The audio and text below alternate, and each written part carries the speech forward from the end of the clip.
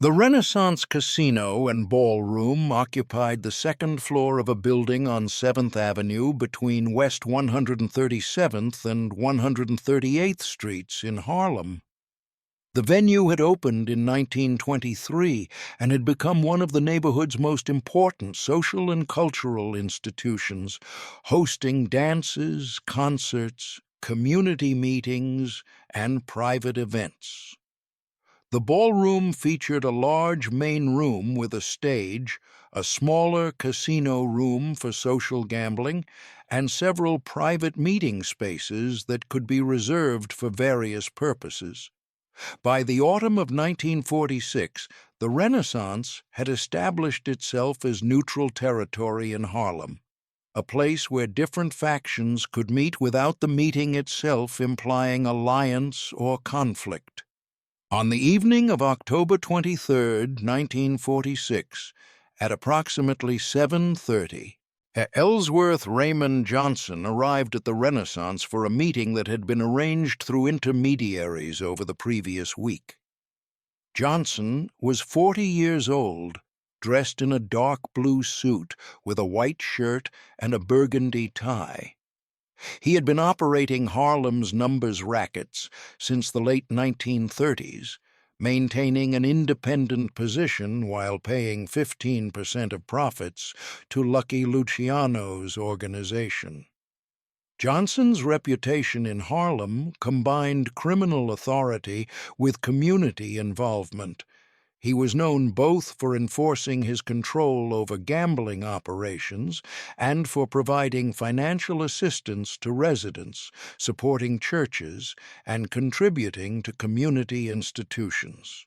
The meeting had been requested by Congressman Adam Clayton Powell, Jr., who at 38 years old was serving his first full term representing Harlem in the United States House of Representatives. Powell had been elected in 1944 and had quickly established himself as a powerful voice for civil rights and for Harlem's interests in Washington. Powell was also pastor of Abyssinian Baptist Church, one of Harlem's most prominent religious institutions, giving him influence that combined political power with spiritual and moral authority. Powell's position made him one of the most important black political figures in America, but that position also created vulnerabilities and complications that had led him to request this meeting with Johnson. Johnson entered the Renaissance through the main entrance and was directed by staff to a private meeting room on the second floor. Now the room was furnished simply with a table, several chairs, and minimal decoration. When Johnson entered, Powell was already present, seated at the table reviewing papers. Powell stood when Johnson entered, extended his hand, and thanked Johnson for agreeing to meet. Johnson shook Powell's hand, took a seat across the table, and waited for Powell to explain the purpose of the meeting. Powell began by acknowledging that Johnson might find it unusual for a congressman to request a private meeting with someone involved in illegal gambling operations. Powell stated that he understood the awkwardness of the situation, but that circumstances had developed that required him to seek assistance from someone with Johnson's particular capabilities and position in Harlem. Powell emphasized that he was approaching Johnson not as a criminal figure, but as someone who understood Harlem's social dynamics and who had demonstrated capacity to accomplish things that legitimate institutions could not accomplish through ordinary channels. Johnson listened without interruption, his expression neutral and his posture relaxed. He had anticipated that Powell would attempt to frame the meeting in terms that minimized the fact that a congressman was asking a gambling operator for help. Johnson understood that Powell needed something, but that Powell also needed to preserve his own dignity and his political image by characterizing the request in certain ways. Johnson was willing to allow Powell this framing for now. At knowing that what mattered was not how the request was presented, but what Powell actually needed, and what Johnson could extract in exchange for providing it. Powell explained that he had received credible threats against his safety from white supremacist organizations that opposed his civil rights advocacy and his work in Congress. Several threatening letters had been delivered to Powell's congressional office and to Abyssinian Baptist Church. The letters referenced Powell's recent legislative efforts to ban discrimination in federal contracts and his public statements condemning segregation. The letters contained specific threats of violence, including assassination, and included details about Powell's schedule and movements that suggested the writers had been conducting surveillance. Powell had reported the threats to law enforcement, including the United States Capitol Police, the Federal Bureau of Investigation, and the New York City Police Department. All three agencies had acknowledged the threats and had stated they would investigate. However, none of the agencies had provided Powell with actual protection or had taken concrete steps that would prevent the threatened violence from occurring. The Capitol Police had limited jurisdiction outside Washington. The FBI had stated that unless overt acts occurred, they could only monitor the situation. The NYPD had advised Powell to be careful, but had not assigned officers to protect him when he was in Harlem. Powell stated that he needed protection that law enforcement either could not or would not provide. He needed people who could identify potential threats in Harlem, who could monitor individuals who might be planning violence, and who could intervene to prevent such violence if necessary. Powell stated that he understood Johnson had organizational capacity in Harlem and relationships throughout the neighborhood that would allow him to provide this kind of protection effectively. Johnson remained silent for several seconds after Powell finished explaining his request. Johnson's face showed no reaction, no surprise, no sympathy, no eagerness to help, no reluctance. He sat quietly, looking at Powell with steady attention but without expression. The silence extended long enough that Powell began to show slight discomfort, shifting in his chair and preparing to add something further to his explanation.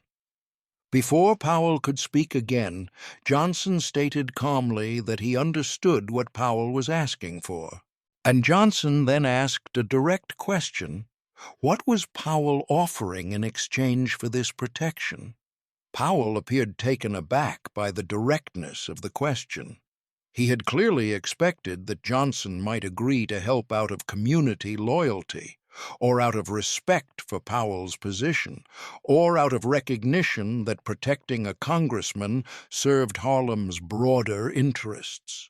Powell responded that he had assumed Johnson would want to help protect Harlem's representative in Congress, and that such protection would benefit Johnson's own standing in the community. Johnson replied that Powell's assumptions were incorrect. Johnson stated that providing protection would require deploying his people for ongoing surveillance, and response would expose those people to legal risk if violence occurred and they had to intervene, and would create obligations that would constrain Johnson's operations and his relationships. Johnson emphasized that he did not work for free and that he certainly did not provide services as substantial as personal protection without clear understanding of what he would receive in return. Powell's expression shifted from surprise to something approaching offense. His voice took on an edge as he stated that he had thought Johnson cared about Harlem's political representation and about advancing civil rights. Powell suggested that Johnson's insistence on payment demonstrated that Johnson was simply a criminal who cared only about profit rather than about his community.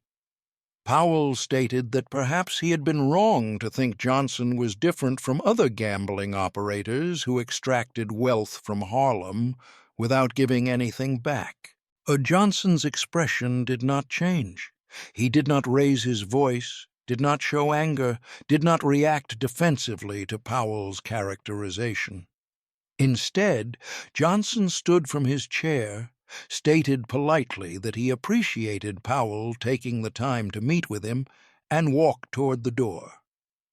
Powell called after him, asking where Johnson was going. Johnson turned briefly and stated that he was leaving because it appeared the meeting had reached its conclusion.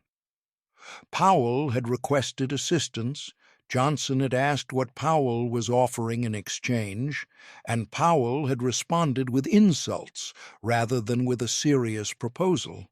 There seemed to be nothing further to discuss. Johnson left the meeting room, descended the stairs, exited the Renaissance, and walked north on 7th Avenue. His outward demeanor remained completely calm. He walked at his usual measured pace, nodded to people he passed, and gave no indication that anything unusual had occurred.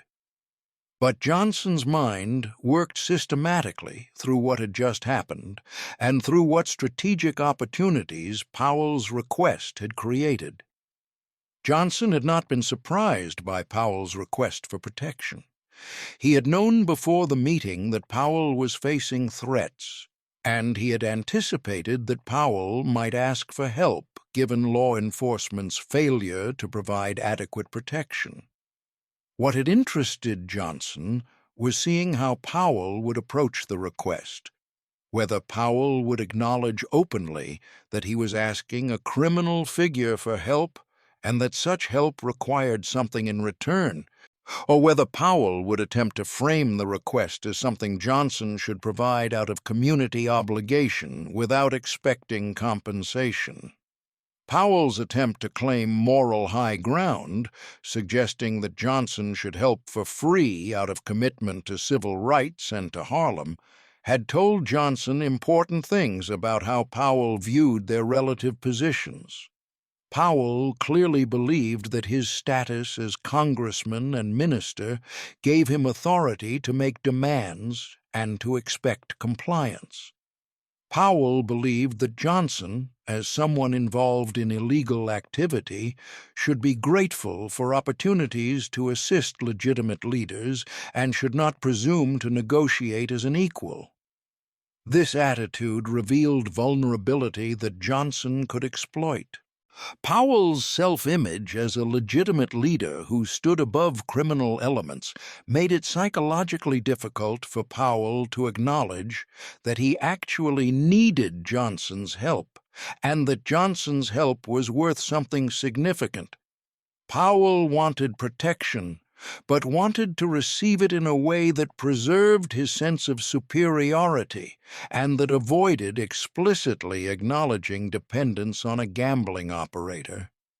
This psychological need created leverage for Johnson because Powell's refusal to negotiate seriously meant that Powell would eventually face a choice between his pride and his safety.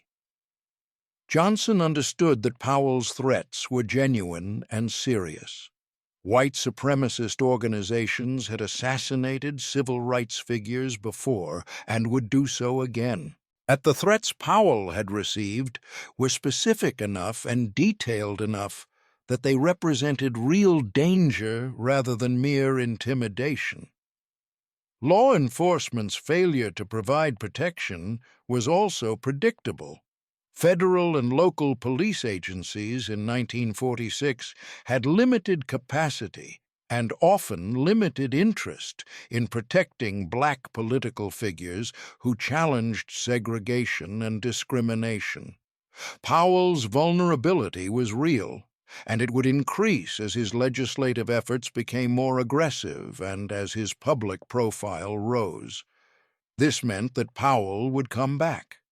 Pride and moral posturing might allow Powell to reject Johnson's terms in the moment, but fear and practical necessity would eventually compel Powell to accept that protection came at a cost. Johnson simply needed to wait for Powell's circumstances to become sufficiently urgent that Powell's need overcame his resistance to acknowledging what the protection was actually worth. While waiting, Johnson needed to create conditions that would maximize what he could extract when Powell returned. This required demonstrating to Powell and to others that Johnson's protection was valuable, not just because Johnson could deploy people to watch for threats, but because Johnson had capabilities and relationships that no one else could replicate. It also required establishing clearly that Johnson operated by his own rules and his own calculations rather than by others' expectations about how he should behave or what obligations he should feel. Over the following 3 weeks, Johnson implemented a strategy designed to shape the context in which Powell would eventually return to him. The strategy had multiple components that would work together to demonstrate Johnson's unique value and to create pressure that would make Powell's position increasingly untenable. First, Johnson reached out to Reverend Marcus Hayes, pastor of Mount Zion Baptist Church, and a respected community leader who had known Johnson for years. Johnson explained that Congressman Powell had approached him for protection against white supremacist threats, but had refused to negotiate seriously about what such protection would entail. Johnson asked Reverend Hayes to observe Powell's situation over the coming weeks and to provide Johnson with information about how Powell's security concerns were developing. Reverend Hayes was initially reluctant to become involved in what seemed like a conflict between a congressman and a gambling operator, but Johnson emphasized that the issue was not conflict, but rather ensuring that Harlem's congressman received necessary protection even if law enforcement failed to provide it. Reverend Hayes agreed to pay attention to Powell's circumstances and to keep Johnson informed. This gave Johnson a source of information about Powell's movements, about additional threats Powell might receive, and about Powell's state of mind as security concerns intensified. It also meant that a respected minister was aware of Johnson's willingness to help Powell and of Powell's refusal to take that help seriously, which created a narrative frame that portrayed Johnson as reasonable and Powell as difficult. Second, Johnson contacted Harold Washington, an attorney who handled legal matters for several Harlem businesses and who had relationships with both legitimate institutions and with figures like Johnson, who operated outside legal boundaries. Johnson asked Washington to research whether law enforcement agencies had any legal obligation to provide protection to congressmen who received credible threats while in their home districts. Washington reported back that while the Capitol Police had authority to protect members of Congress, they had no mandatory duty to provide protection when members were outside Washington, and their resources for such protection were extremely limited. The FBI could investigate threats but had no general mandate to provide personal security. The NYPD could assign protection but had no obligation to do so, and typically did so only when threats rose to the level of imminent danger rather than general risk. This research confirmed what Johnson had suspected. Powell could not compel law enforcement to protect him through legal or political channels. The protection gap was structural, rather than the result of individual failures or prejudices. This meant that Powell's only realistic option for effective protection was to work with someone like Johnson, who had the organizational capacity and the community relationships necessary to identify and counter threats, in Harlem specifically. Third, Johnson arranged for several of his most trusted associates to begin monitoring white supremacist activity in and around Harlem. Johnson contacted James Morrison, who ran a network of informants throughout Harlem and who had sources that extended into some white ethnic neighborhoods in the Bronx and in Queens where white supremacist organizations operated. Johnson asked Morrison to pay particular attention to anyone asking questions about Powell's schedule or movements, anyone surveilling locations Powell frequented, or anyone discussing plans for violence against Powell. Morrison agreed and began systematic monitoring that would provide early warning if actual attack planning was occurring. Within 2 weeks, Morrison reported that at least 3 different individuals had been observed conducting surveillance of Abyssinian Baptist Church and of Powell's residence. These individuals did not appear to be law enforcement. They were not using typical police procedures, and they were not attempting to be subtle about their observations. Morrison's sources indicated that the surveillance was being conducted by members of a white supremacist organization based in Queens that had connections to the Ku Klux Klan and that had a history of violent activity against civil rights activists. Johnson now had information that Powell did not have and that law enforcement apparently did not have. Specific evidence that the threats against Powell were not just letters, but were being backed up by actual surveillance and presumably by attack planning. This information was valuable, and it demonstrated Johnson's unique capability to gather intelligence about threats operating in Harlem. Johnson chose not to share this information with Powell yet. Instead, he continued monitoring and waited for circumstances to create greater urgency. Fourth, Johnson cultivated relationships with several of Powell's staff members and associates who worked at Abyssinian Baptist Church or who assisted with Powell's congressional work in Harlem. Johnson had existing relationships with some of these individuals through his community activities. He had paid funeral expenses for family members of several church staff, had provided financial assistance to others, and had generally built goodwill through his pattern of community support. Johnson now deepened these relationships by making himself available to discuss community concerns, by offering to help with church programs, and by demonstrating interest in Powell's political work. These conversations gave Johnson insight into Powell's thinking and into the growing anxiety among Powell's staff about security threats. Several staff members expressed frustration that law enforcement was not taking the threats seriously, and that Powell had no real protection when he was in Harlem. Some staff members mentioned that Powell had approached someone about protection, but that the arrangement had not worked out. This confirmed that Powell had not found alternative sources of protection after rejecting Johnson's terms.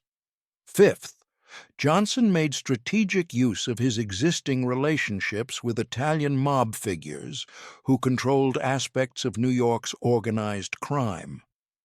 Johnson contacted Frank Costello, a senior figure in the Luciano crime family who managed political relationships and who had extensive connections to law enforcement and to politicians. Johnson explained that Congressman Powell was facing white supremacist threats and that Johnson might be providing protection. Johnson asked whether the mob families had any interest in this situation or any position on whether Johnson should become involved. Costello responded that the families had no objection to Johnson protecting Powell and that they actually preferred that Powell remain safe because Powell's legislative work in Washington did not threaten mob interests and because having a powerful black congressman was useful for the family's political calculations. Costello added that if Johnson needed any assistance with intelligence about white supremacist organizations, as the families had sources in law enforcement that might be helpful. This conversation served multiple purposes. It ensured that Johnson's protection of Powell would not create conflicts with the mob. It potentially gave Johnson access to additional intelligence sources, and it demonstrated to Costello that Johnson was operating at a level where he could negotiate protective arrangements with congressmen. By mid-November 1946, approximately 3 weeks after the initial meeting, circumstances had developed in ways that increased pressure on Powell substantially. Powell had received additional threatening letters with more specific details about his movements. The surveillance of Powell's church and residence had become more obvious, with individuals being seen taking photographs and making notes. Several of Powell's staff members had received threatening phone calls warning them to tell Powell to stop his civil rights advocacy. The cumulative effect was creating genuine fear among people around Powell and was making it difficult for Powell to maintain his normal schedule without visible anxiety. On November 15, 1946, Johnson received word through intermediaries that Powell wished to meet with him again. Johnson agreed to the meeting and suggested they meet at the same location as before, the Renaissance Casino and Ballroom, at 8 o'clock that evening. Powell accepted these terms. When Johnson arrived at the Renaissance, Powell was already in the private meeting room. Powell's demeanor was noticeably different from the previous meeting. He appeared tired, his usually confident bearing showed signs of strain, and his greeting to Johnson was more subdued. After they both sat down, Powell began by acknowledging that he had been dismissive during their previous meeting and that he had not fully appreciated Johnson's position. Powell stated that he understood now that protection required resources and created risks, and that it was reasonable for Johnson to expect something in return. Johnson listened without commenting, waiting for Powell to make an actual proposal. Powell continued by explaining that the threats had intensified and that law enforcement continued to provide no meaningful assistance. Powell stated that he needed protection and that he was now prepared to discuss what arrangement would be acceptable to Johnson. Powell asked what Johnson wanted in exchange for providing protection. Johnson replied that he wanted 3 things. First, Powell would never publicly oppose gambling operations in Harlem or call for aggressive enforcement against numbers operations. Powell could take whatever positions he wished on gambling policy at the federal level, but he would not make Harlem's numbers rackets a target of law enforcement attention. Second, Powell would provide Johnson with information about federal law enforcement activities that might affect Johnson's operations, particularly any plans for major investigations or enforcement campaigns targeting gambling in Harlem. Third, Powell would use his political influence to assist Johnson's interests when specific situations arose that required political intervention. Powell listened to these terms with visible discomfort. He stated that he could not provide information about law enforcement investigations because doing so would be unethical and possibly illegal.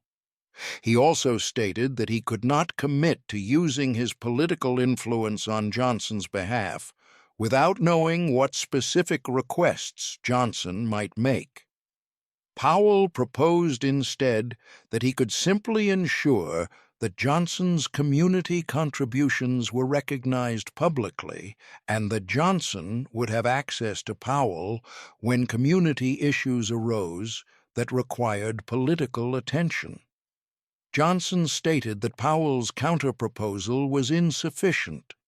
Johnson emphasized that the protection Powell needed was substantial and ongoing, that it would require Johnson to commit significant resources and to take significant risks, and that vague promises of access and recognition did not constitute adequate compensation.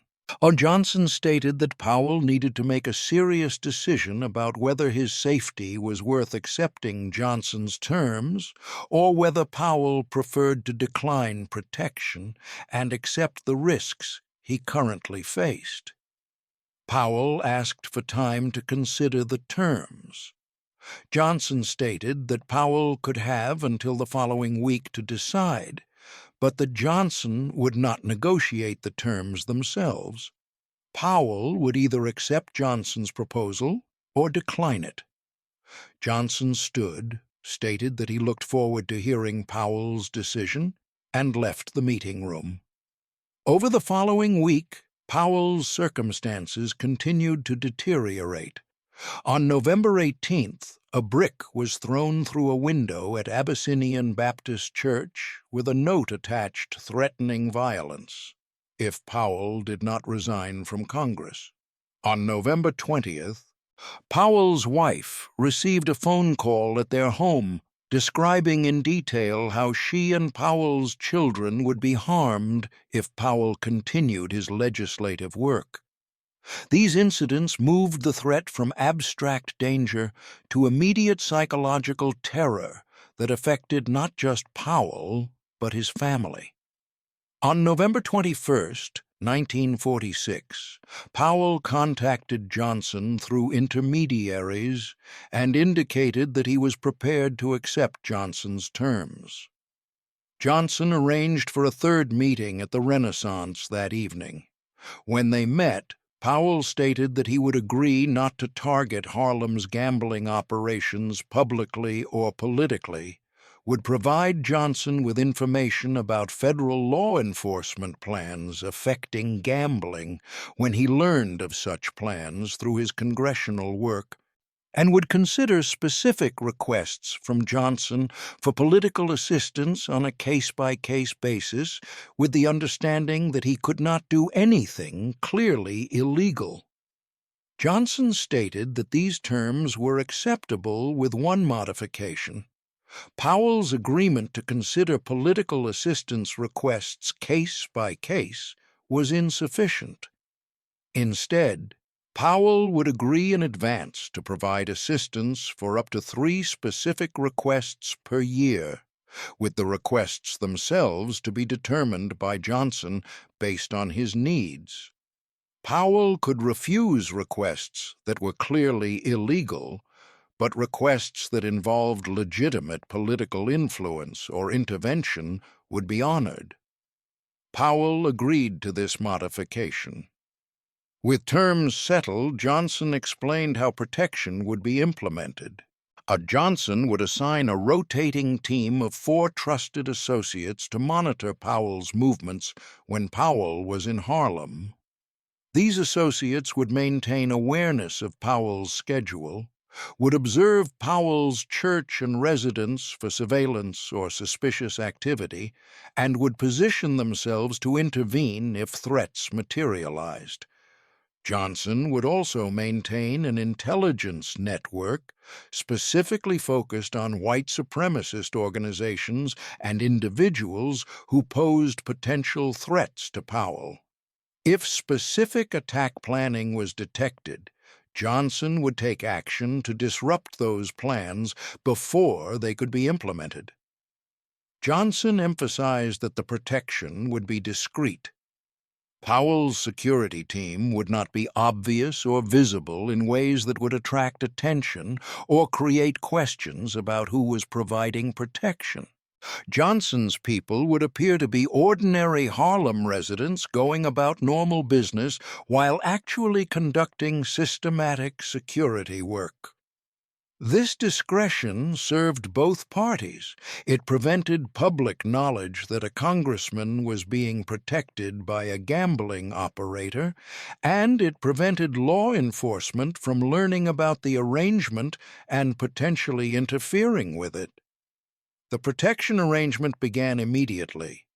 Johnson assigned Marcus Thompson, James Morrison, William Reynolds, and David Carter to serve as Powell's rotating security team.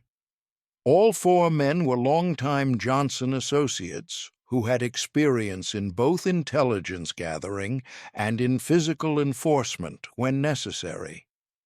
They were instructed to be professional, to remain unobtrusive, and to focus on prevention and early detection rather than on confrontation unless absolutely necessary.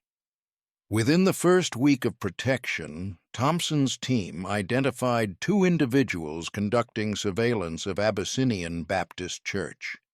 The individuals were observed over several days, their vehicle was identified, and through Morrison's network of informants, their names and affiliations were learned.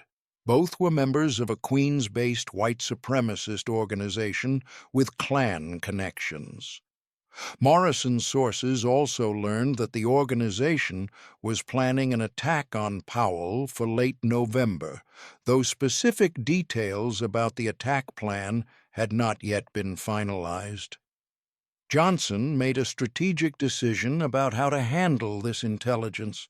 Rather than disrupting the attack planning immediately through direct confrontation with the white supremacist organization, Johnson contacted Frank Costello and asked whether Costello's law enforcement sources could arrange for the two surveillance operatives to be arrested on unrelated charges that would remove them from circulation for several weeks.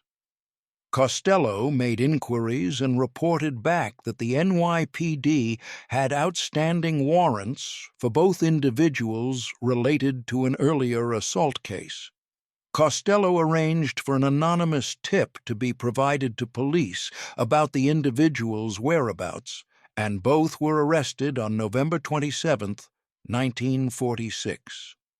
The arrests disrupted the attack planning because the two individuals had been central to surveillance and logistical preparation. With them in custody and unable to communicate freely, and the white supremacist organization's capability to move forward with the attack was degraded. The organization eventually abandoned this particular operation and shifted to other targets, concluding that the unexpected arrests suggested that their security had been compromised and that continuing to pursue Powell created excessive risk. Powell was never informed about the specific attack planning or about how it had been disrupted. Johnson simply assured Powell that his security team was monitoring threats and was taking appropriate action when necessary. This lack of detailed information was deliberate. Johnson wanted Powell to understand that protection was being provided effectively without Powell fully grasping the extent of Johnson's capabilities or the specific methods being used. This maintained Johnson's strategic advantage and prevented Powell from developing too complete an understanding of how Johnson operated. The protection arrangement continued for approximately 18 months, from November 1946 through April 1948. During this period, Johnson's security team identified and disrupted 3 additional threat situations targeting Powell. Two involved surveillance operations that were detected early and disrupted by arranging for the individuals involved to face legal problems or personal complications that forced them to redirect their attention. One involved an actual attack plan that was disrupted by having key participants arrested on unrelated charges before they could execute the attack. Throughout this period, Johnson extracted value from his arrangement with Powell in multiple ways that extended beyond the specific 3 annual political favors that had been negotiated. The most immediate value came from Powell's agreement not to oppose gambling operations in Harlem publicly or politically. Several times during 1947 and early 1948, Powell was approached by reformers, by other ministers, or by law enforcement officials who wanted Powell to denounce gambling operations and to call for aggressive enforcement. Powell consistently declined these requests, stating that while he personally opposed illegal gambling, he believed enforcement resources should focus on violent crime and that Harlem's gambling operations were community issues that should be addressed through education and economic development rather than through mass arrests. And this public position by Harlem's congressman created substantial protection for Johnson's operations. It became politically difficult for the NYPD to conduct major raids on Harlem's numbers operations when the neighborhood's own representative in Congress was saying that gambling enforcement was not a priority. It provided political cover for judges who dismissed gambling cases or imposed minimal sentences. Most importantly, it signaled to Johnson's runners and collectors and to the broader Harlem community that Johnson had political protection at the highest levels, protection that came from the congressman himself. The second form of value came from intelligence about federal law enforcement activities. Powell learned through his congressional work that the Federal Bureau of Narcotics was planning a major investigation of drug trafficking in Harlem for late 1947. Powell shared this information with Johnson several months before the investigation became active. This advance warning allowed Johnson to adjust his operations to reduce exposure to the investigation and to ensure that the investigation did not capture evidence that could be used against him. The investigation ultimately resulted in several arrests, but did not significantly disrupt Johnson's organization because Johnson had been able to prepare for it. The third form of value came from the political favors that Johnson extracted using the 3-per-year limit that had been negotiated. In early 1947, Johnson asked Powell to intervene with the New York City Licensing Bureau to help a Harlem businessman obtain licenses needed to open a restaurant. The businessman was a Johnson associate who would allow his restaurant to serve as a collection point for numbers operations. Powell made calls to city officials, and the licenses were approved. In mid-1947, Johnson asked Powell to help secure federal funding for a Harlem community center that would provide programs for young people. Powell included funding for the center in an appropriations bill. Johnson then influenced how the center's board was constituted and ensured that the center's facilities could be used for meetings that served Johnson's interests. In early 1948, Johnson asked Powell to intervene with federal prosecutors who were considering charges against one of Johnson's associates. Powell spoke with the prosecutors and urged them to consider the community context and to show leniency. The prosecutors ultimately decided not to file charges. Each of these favors provided concrete benefits to Johnson while requiring Powell to use his political influence and his official position in ways that served a gambling operator's interests. Powell rationalized these actions by telling himself that the favors served legitimate community purposes.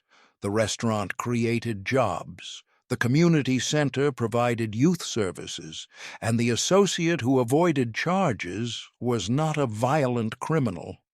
But Powell understood that he was using his congressional authority to advance Johnson's organizational interests and that he was doing so because he had accepted protection that required payment. The protection arrangement transformed the power dynamic between Johnson and Powell in ways that extended far beyond the specific terms they had negotiated. Before the arrangement, Powell had viewed Johnson as someone who operated in Harlem's shadows, a criminal figure who had community support, but who occupied a fundamentally subordinate position relative to legitimate leaders like Powell. The protection arrangement reversed this hierarchy by demonstrating that Johnson possessed capabilities that Powell needed and could not obtain elsewhere, and that Powell's political power and moral authority were insufficient to protect him from the threats he faced. This reversal created psychological pressure on Powell that accumulated over time. Each time Powell used his political influence to advance Johnson's interests, Powell was reminded that he was doing so because he depended on Johnson for protection. Each time Johnson's security team prevented a threat from materializing, Powell was reminded that his safety relied on a gambling operator rather than on law enforcement or on his own political authority. The cumulative effect was to make Powell's sense of himself as an independent leader increasingly difficult to maintain. He remained congressman and pastor, and he continued to wield political power in Washington and moral authority in Harlem. But he understood that his position was now contingent on maintaining good relations with Johnson and honoring the obligations he had accepted. For Johnson, the protection arrangement demonstrated a principle about power that he had understood for years, but that this situation illustrated with particular clarity. Power came not from official authority or from public recognition, but from possessing capabilities that others needed and could not obtain elsewhere. Powell had far more legitimate authority than Johnson. Powell was elected to Congress, led a major church, commanded respect from national civil rights leaders, and wielded influence in Washington. But when Powell faced threats that law enforcement could not or would not prevent, all of that legitimate authority was insufficient. Johnson's ability to gather intelligence about threats, to monitor white supremacist activity, to disrupt attack planning, and to deploy people who could provide effective protection created power that Powell's congressional seat and pastoral position could not match. The protection arrangement also illustrated how temporary assistance could create permanent obligations. Powell had needed protection for a finite period.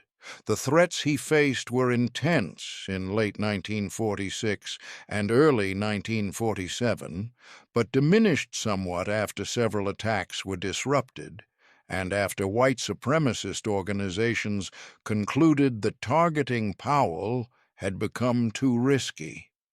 By early 1948, the immediate danger had passed. But the obligations Powell had accepted in exchange for protection remained in effect. Powell could not simply announce that he no longer needed protection and therefore would no longer provide political favors or intelligence. The arrangement had established a relationship in which Johnson had demonstrated value and Powell had accepted obligations, and that relationship persisted even after the original circumstances that created it had changed. In April 1948, approximately 18 months after the protection arrangement began, Powell approached Johnson and suggested that the arrangement could be modified now that the threats had diminished. Powell proposed that Johnson's security team could reduce its monitoring to occasional check-ins rather than continuous surveillance, and that the political obligations could be reduced proportionally since less protection was being provided. Johnson listened to this proposal and then explained that Powell had misunderstood the nature of their arrangement. Johnson stated that the protection being provided was not simply reactive security against immediate threats, but was an ongoing intelligence capability that monitored for emerging threats before they became acute. Johnson explained that the reason threats had diminished was precisely because Johnson's team had disrupted several attack attempts, and that white supremacist organizations had concluded that Powell was protected by someone with sophisticated capabilities.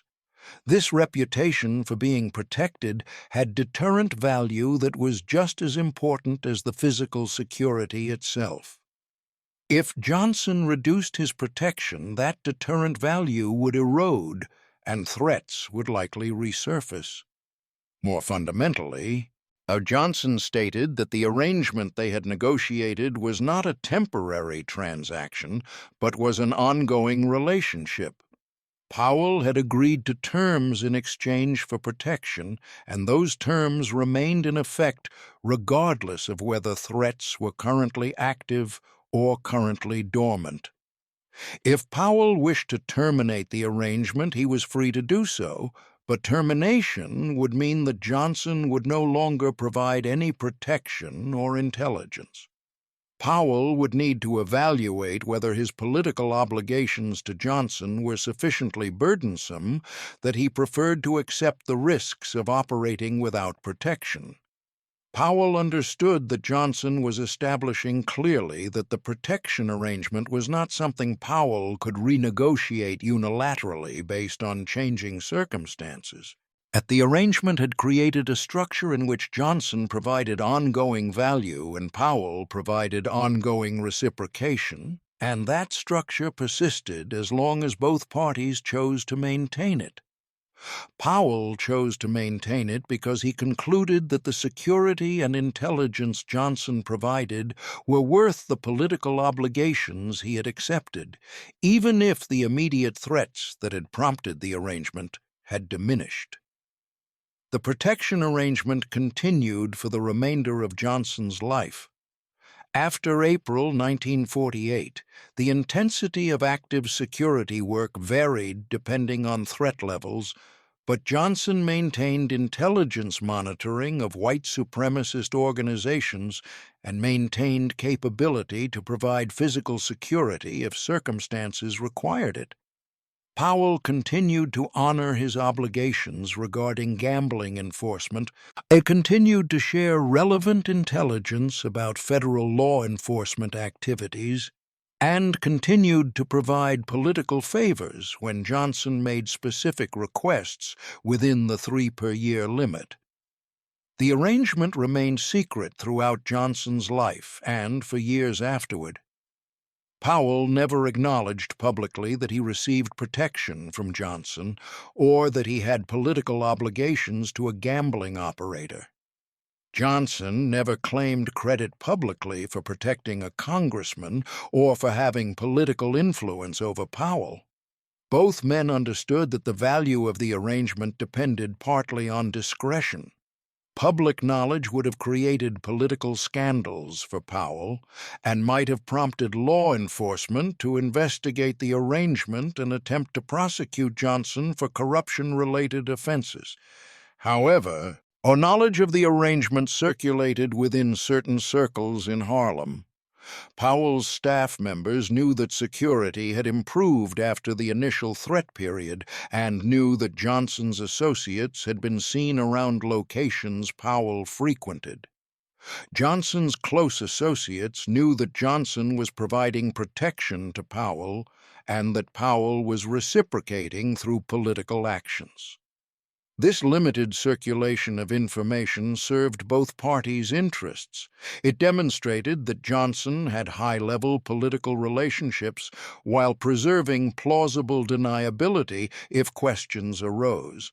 And it demonstrated that Powell had effective security without requiring him to explain publicly how that security was provided. That the arrangement influenced Harlem's power dynamics in ways that extended beyond the relationship between Johnson and Powell specifically.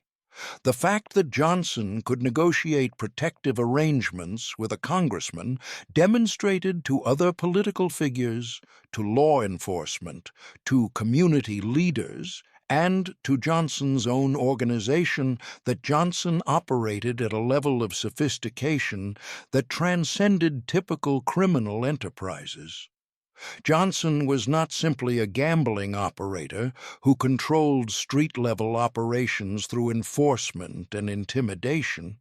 He was someone who could provide services to legitimate leaders, who could extract political influence in exchange for those services, and who could maintain complex arrangements that required discretion, strategic patience, and long-term relationship management.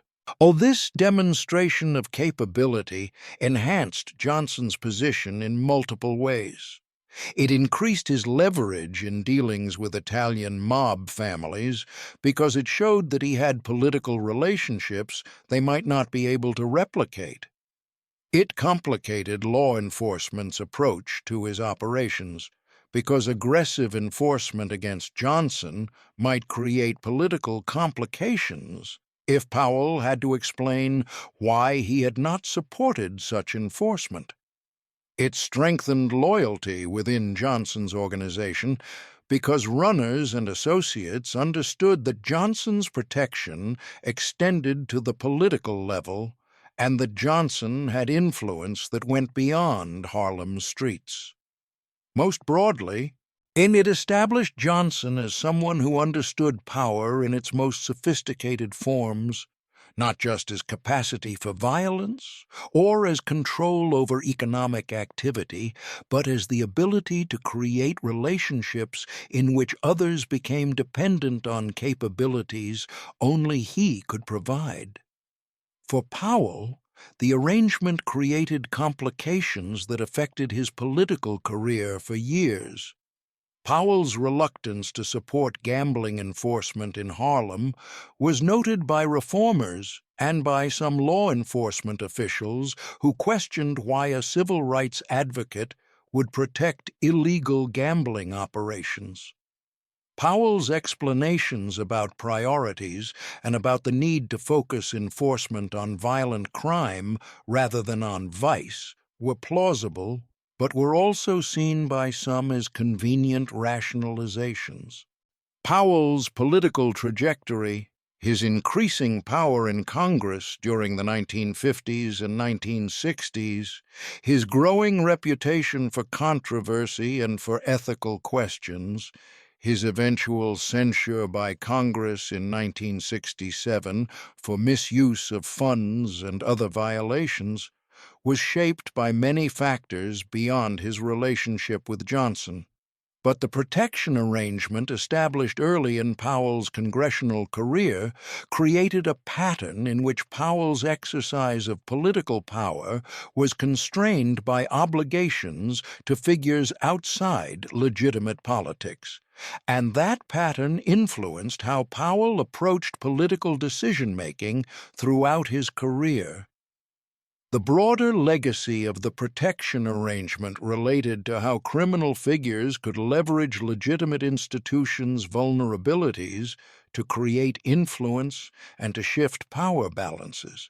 Powell's experience demonstrated that when legitimate institutions failed to provide necessary protection, When law enforcement could not or would not prevent white supremacist violence against civil rights leaders, those leaders might seek alternative sources of protection that came with costs and obligations.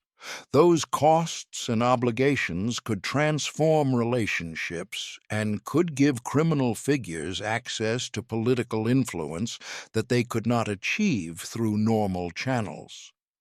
This pattern operated not just in Harlem, but in many urban communities where criminal organizations provided services that legitimate institutions failed to provide. Protection, dispute resolution, access to capital, employment opportunities, and community support were all things that criminal organizations could supply in circumstances where legal alternatives were inadequate. Each instance of provision created obligations, and accumulated obligations created influence. Over time, criminal figures who understood this dynamic could build political relationships that gave them substantial protection from law enforcement and substantial capacity to shape how their communities were governed. For Harlem specifically, the protection arrangement between Johnson and Powell represented one example of a broader pattern in which Harlem's political development during the 1940s through 1960s was shaped by complex relationships between legitimate leaders and criminal figures. These relationships were not simply corruption or co-optation of legitimate leaders by criminals. They were complicated arrangements in which both parties had needs and capabilities, in which both parties extracted value, and in which both parties understood that their relationship involved mutual dependence as well as mutual benefit. This complexity made it difficult to understand Harlem's politics through simple frameworks about good versus evil or legitimate versus illegitimate power. When Bumpy Johnson died in July 1968, Congressman Adam Clayton Powell, Jr. was among the thousands of people who attended Johnson's funeral at St. Martin's Episcopal Church. Powell's attendance was noted by observers because a sitting congressman attending a gambling operator's funeral was unusual. Powell explained his attendance by stating that Johnson had been an important figure in Harlem who had contributed to the community in many ways and deserved respect. This public statement was true but incomplete.